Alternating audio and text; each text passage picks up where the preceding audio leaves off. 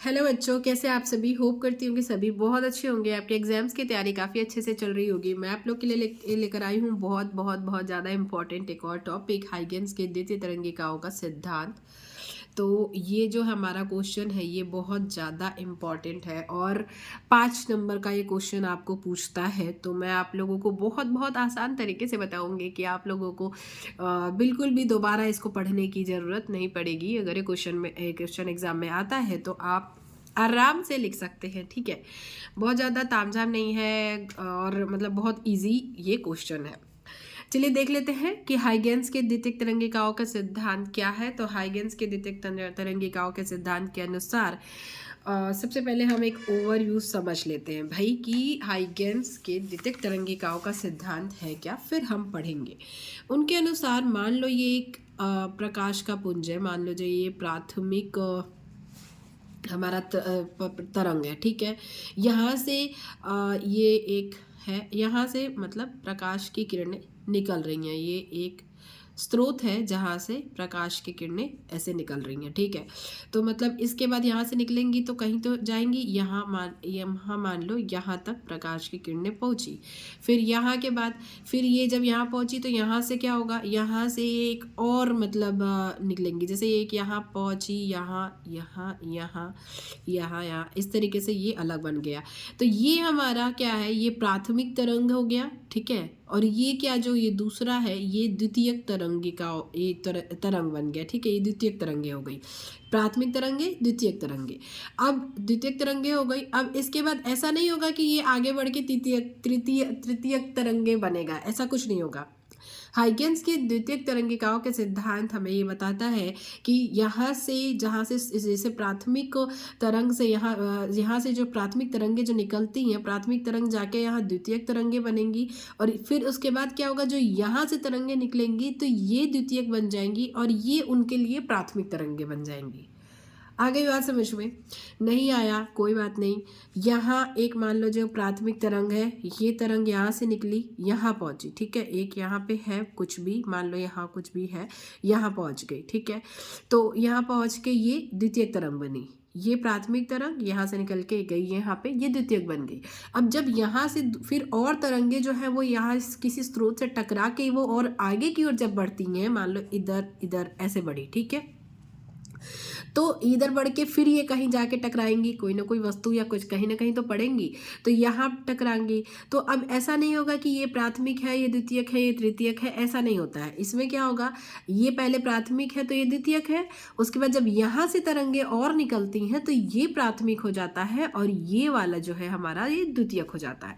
फिर इसके आगे अगर ये बढ़ता है तो फिर ये प्राथमिक हो जाता है, जो आगे बढ़ा वो द्वितीयक हो जाता है। ऐसे प्राथमिक और द्वितीयक चलता रहता है। तो इस टाइप का आपका स्टडी बनता है। और आगे चल के ये भी इन्होंने कहा कि ये जो है ये एक लेयर बनाते हैं। मतलब ये जो है इसी को, जैसे मान लो प्रकाश की किरण यहाँ आई, एक लेयर बनाते हैं, इसमें ये राउंड राउंड का सर्कल बनता है। इससे ही ये जो लेयर बना है, जो दोनों तरफ स्पर्श करती हुई जो लाइन, जो एनवेलप टाइप की एक संरचना बनती है, ये देख लो, ये एनवेलप टाइप की जो संरचना बनती है इसे हम क्या कहते हैं, तरंगाग्र। तरंगाग्र कहते हैं किसे, इसे। ये जो एनवेलप टाइप की संरचना एक बनी है, ठीक है, और ये किरणें यहाँ आके टकराई हैं, यहाँ आके टकराई हैं, यहाँ आके टकराई है, यहाँ आके टकराई है, और यहाँ से फिर ये अलग अलग तरंगे निकलेंगी तो ये प्राथमिक हो जाएगा और जो निकल के जहाँ टकराएंगी वो द्वितीयक हो जाएगा। तो इस तरीके का ये जो पैटर्न है ये लंबा रूट में चलता रहता है। तो कुल मिला के हाइगेंस का द्वितीयक तरंगिकाओं का सिद्धांत यही है। अब हम इसे एक अच्छे वे में पढ़ेंगे, अच्छे वे में इन द सेंस कि लिखने के वे में आप किस तरीके से लिखेंगे। जैसा मैंने बताया आपको वैसा समझ में आता है तो उस तरीके से अभी आप उसका डायग्राम वैसा भी बना के लिख सकते हैं। फिर नहीं तो ये कि प्रॉपर तरीका है कि जब किसी माध्यम में कोई तरंग उत्पन्न होती है, मान लो यहाँ कोई माध्यम है, यहाँ कोई तरंग उत्पन्न हुई है, तो माध्यम के सभी कण कंपन करने लगते हैं। तो यहाँ के जितने भी कण होंगे वो तरंग की वजह से, जैसे तरंग मतलब मार दो यहाँ पे, जैसे कि हमने वो मारा तो यहाँ पे एक जैसे ध्वनि नहीं उठती है, बहुत देर तक एकदम आवाज आती रहती है, तो उस तरीके का ये कह रहा है। तो क्या होता है, माध्यम के सभी कण कंपन करने लगते हैं जब तेज की ध्वनि आती है। तो या तरंग उत्पन्न होता है तो किसी तरंग की वजह से वहाँ पे उपस्थित जो सभी कण होते हैं वो कंपन करने लगते हैं और एक ही कला में कंपन करने लगते हैं, मतलब एक ही टाइप से, जैसे ऐसे ऐसे ऐसे ऐसे हो रहा है तो वो एक ही टाइप से सारा जो कण होते हैं वो कंपन करने लगते हैं।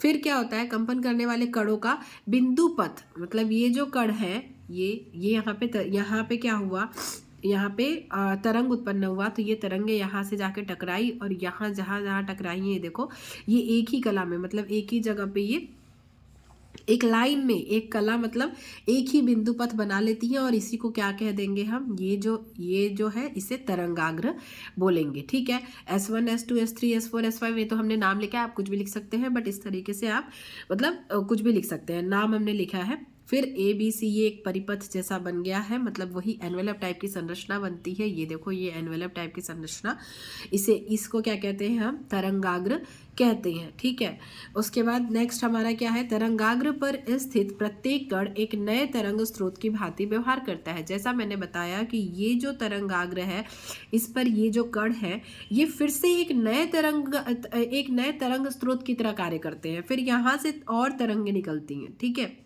तो ये प्राथमिक हो जाता है और अगला वाला द्वितीयक हो जाता है। तरंग स्रोत की भांति कार्य व्यवहार करता है जिससे सभी दिशाओं में नई गोलीय तरंगे निकलती हैं। इसके बाद क्या होगा, नई गोलीय तरंगे और निकलेंगी और इन तरंगों को द्वितीयक तरंगे कहते हैं, मतलब ये प्राथमिक हो जाएगा और फिर वो वाला द्वितीयक हो जाएगा, जैसा कि मैंने पहले आपको बहुत अच्छे से समझाया है। तो जो समझाया है ना उसी को आप पॉइंट वाइज लिख दो, आपको फुल मार्क्स मिलेंगे, गारंटेड है, कोई नंबर नहीं कटेगा। और विथ डायग्राम जरूर बनाना होता है, जैसे अगर आप डायग्राम बना देते हैं ना तो आपके कुछ मार्क्स तो फिक्स हो जाते हैं। ठीक है, नेक्स्ट, किसी क्षण सभी द्वितीयक तरंगों का आवरण अर्थात उन्हें स्पर्श करते हुए खींचा गया पृष्ठ, जैसा कि यहाँ पे है, ठीक है, पृष्ठ उस क्षण तरंगाग्र की नई स्थिति व्यक्त करता है, अर्थात एक नया तरंगाग्र बनाता है। जब यहाँ से तरंगे ये यहाँ से और आगे की ओर निकली तो एक नया बनाया, फिर यहाँ से निकलेंगी भाई, तो ऐसे करके ये बढ़ता जाता है। तो ये क्या होता है, एक नया तरंगाग्र, मतलब A', B', C', मान लो इसका नाम ABC लिख दिया तो A', B', C' या फिर कुछ भी लिख दो, मतलब मतलब कुछ भी नाम लिख सकते हो आप, 1 2 3 कुछ भी जो आपको समझ में आए। ठीक है, इसका ABC लिख दिया कैपिटल तो इसका स्मॉल लिख दिया, मतलब एक नया तरंगाग्र बनता है।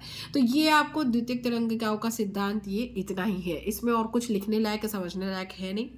इसी से जुड़ा हुआ नेक्स्ट मैं आप लोगों को बताऊंगी द्वितीयक तरंग के सिद्धांत के आधार पर प्रकाश का अपवर्तन का नियम भी है, वो भी बहुत ही आसान है, बिल्कुल टफ नहीं है, और ये सारे क्वेश्चन आपके 5 नंबर 4 नंबर में पूछे जाते हैं। तो अगर आप लोगों को समझ में आ गया होगा तो प्लीज़ वीडियो को लाइक कीजिएगा, और आप लोगों को कुछ और ऐसा टॉपिक समझना हो तो आप मुझे कमेंट कर सकते हैं, मैं ट्राई करूँगी आपकी हेल्प करने की। वीडियो पसंद आई होगी तो लाइक कीजिएगा, दोस्तों के साथ शेयर कीजिएगा, चैनल पर नए हैं तो बोलने की ज़रूरत नहीं है, चैनल को प्लीज़ सब्सक्राइब कर लीजिएगा। चलिए मैं मिलूंगी आप लोगों से अपनी अगली वीडियो में, तब तक के लिए बाय बाय। इससे रिलेटेड कोई क्वेश्चन हो आपके मन में, कुछ नहीं समझ में आया हो तो भी आप मुझे कमेंट कर सकते हैं, मैं ट्राई करूँगी कि आपको मैं समझा सकूँ। चलिए, thank you, thanks for watching, पढ़ाई करते रहिए, all the best for your exam.